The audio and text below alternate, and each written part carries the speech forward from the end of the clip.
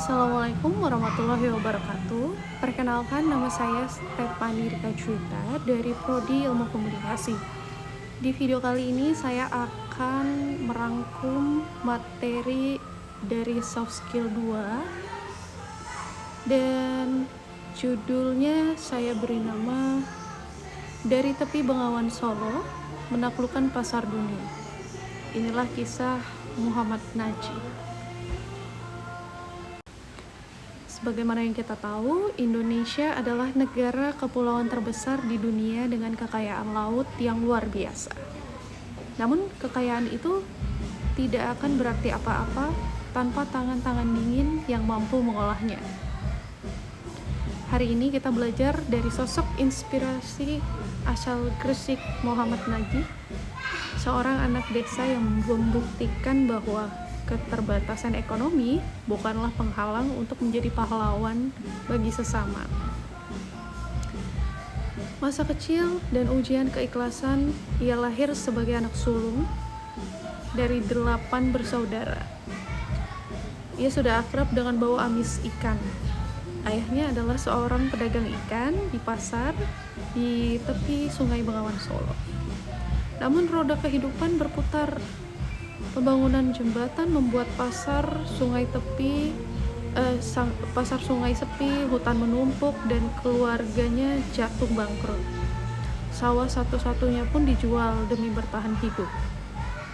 Tapi di masa sulit itu, ia tidak berpangku tangan begitu saja. Setiap pagi ia membantu ibunya berjualan bubur. Ia belajar tentang keikhlasan saat melihat adik-adiknya bisa sarapan bubur setiap hari. Namun ada satu prinsip yang ia pegang teguh, sekolah adalah yang utama. Di sela membantu orang tua, ia tetap menimba ilmu di sekolah dan juga pondok pesantren, memperkuat landasan agama dan kegigihan mentalnya. Lanjut ke perjuangannya menuju perguruan tinggi. Tekadnya berbuah manis saat ia diterima di IPB, Institut Pertanian Bogor. Namun kebahagiaan itu dibayangi kesedihan karena keluarganya tidak memiliki biaya. Demi impian sang anak, orang tuanya sampai menjual bagian belakang dari rumah mereka. Dengan uang itulah ia berangkat ke Bogor, membawa doa dan beban harapan keluarga di pundaknya. Di IPB, ia bukan mahasiswa yang biasa. Ia selalu masuk peringkat 10 besar, meski harus bekerja membanting tulang sebagai guru les, penjaga perpustakaan, hingga ketua asrama demi mengirimkan uang ke kampung. Ujian terberat datang saat ayahnya meninggal sebelum ujian semester. Meski hancur, ia tetap teguh menyelesaikan studinya sehingga lulus sebagai salah satu wisuda terbaik. Ia sadar tugasnya belum selesai. Ia masih harus menghidupi ke-7 adiknya. Lalu, ia membangun mimpi dan kemandirian setelah lulus. Ia sempat menjadi dosen dan bekerja di berbagai perusahaan besar. Namun mimpinya lebih besar dari sekedar menjadi karyawan. Ia ingin mengolah kekayaan laut Indonesia sendiri. Bersama sang istri, ia juga pekerja keras. Ia merintis usaha kecil-kecilan, bahkan sempat berkeliling berjualan ikan teri bersama anak pertamanya.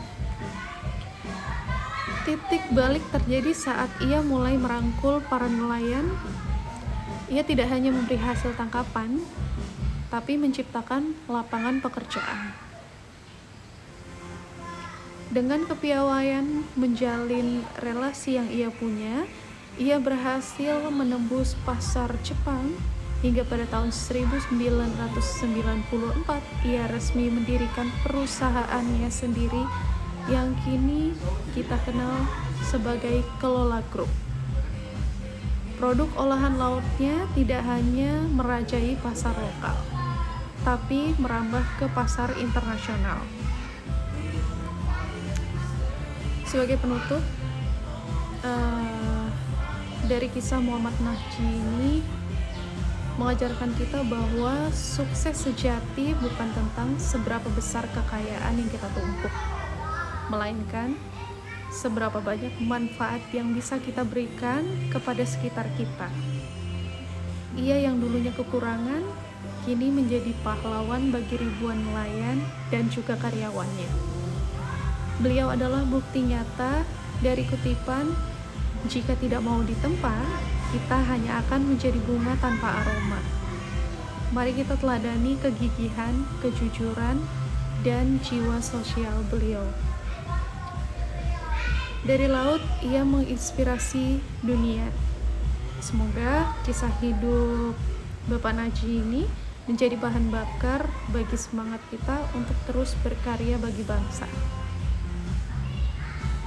Segitu saja dari saya. Terima kasih banyak. Wassalamualaikum warahmatullahi wabarakatuh.